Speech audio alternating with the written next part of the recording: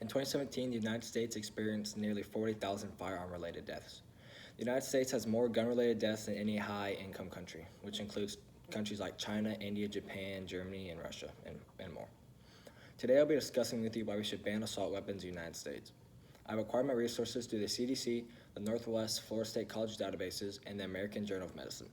First, I'll explain why we need to ban possession of assault weapons. Secondly, what we can do to fix this problem. And lastly, what you can do to implement this solution into your everyday life. To start things off, let's explain why we need to ban assault weapons. But before we can do that, let's explain what an assault weapon is. An assault weapon is a gun made up of a magazine that attaches outside the pistol grip. It could have a threaded barrel to attach a barrel extender, flash suppressor, or a hand grip, a safety shroud feature that prevents burns to the person shooting the gun, and an unloaded weight of 15 ounces or more would classify it as a assault weapon. These are just a few characteristics of an assault weapon, though. If you've ever played a game like Call of Duty or Fortnite or a game with guns in it, you most likely use an assault weapon. Now we can look at why we need to ban assault weapons in the United States. According to the CDC's website, Florida has a firearm mortality of 12.9 people per 100,000. This means that out of 100,000 people in Florida, about 13 will die to firearm-related accidents or incidents. We need to ban assault rifles because of how dangerous they could be in the wrong person's hands, as you're about to find out. In the article written by Alexandria Rubinstein on the American Journal of Medicine's website, the mortality from firearms in U.S. school children is increasing at alarming rates, especially among blacks and those aged 15 to 18 years old. One of the deadliest mass shootings in the modern U.S. history occurred on October 1st, 2017. Stephen Paddock opened fire on a music festival in Las Vegas in his nearby hotel. According to the Associated Press news service, in the article, The Latest, Police Release More Las Vegas Shooting Records, published May 30th, 2018 on Newsbank, the shooting killed 58 people and injured over 400 more. In the article, Las Vegas Shooting, 6 Things We Know About Suspect Stephen Paddock, published by Zoe Papadakis on October 2nd, 2017 on Newsbank, Paddock had multiple firearms in his hotel. He had about 10 guns in there, and according to experts, they listened to the video of the shooting and confirmed that he had one automatic rifle or automatic weapon. This was one reason Paddock was able to inflict so much damage. He got off about 1,000 rounds in a 15-minute period. Now that we know why we need to ban assault rifles, let's look at how we can achieve this goal. There are a few things we can do to try to prevent these shootings by banning assault weapons. One of the first things we can do is enact red laws. President Trump said in a national address on August 5th, 2019, that he supports red flag laws. This means that law enforcement officials would be allowed to take guns from people who authorities or the government determine to be a threat to themselves or people around them.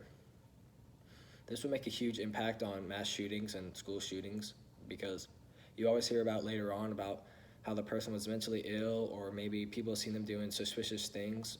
And if red laws were enacted, then the government would be able to take away the guns from the person before they can hurt themselves or hurt other people in the mass shootings.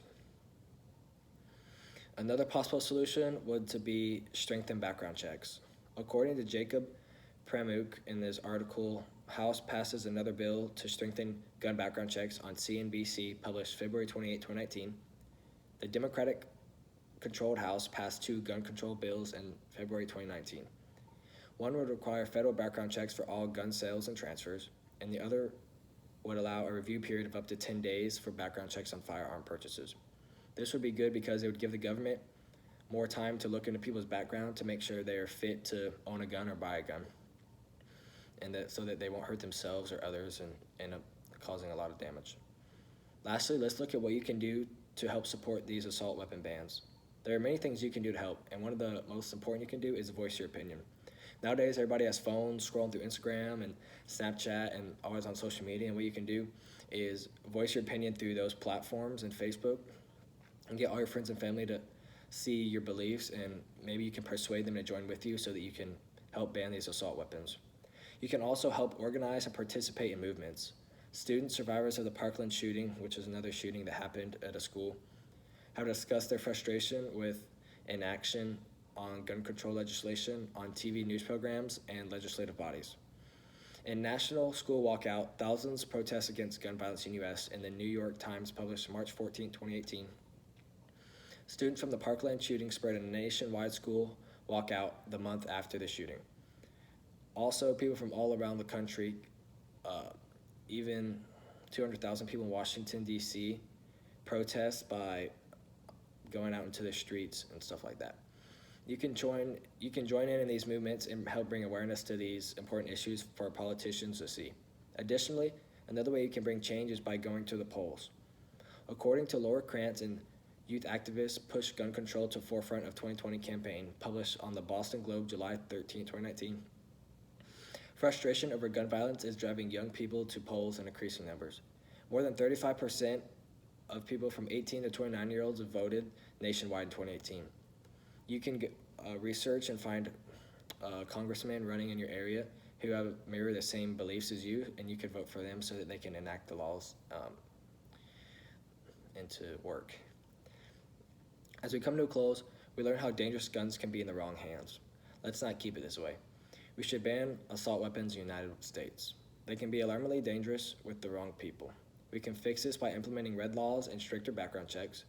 You can help support this through your voice and voting for candidates who have the same thoughts as you. I hope we can keep America safe together. Thank you.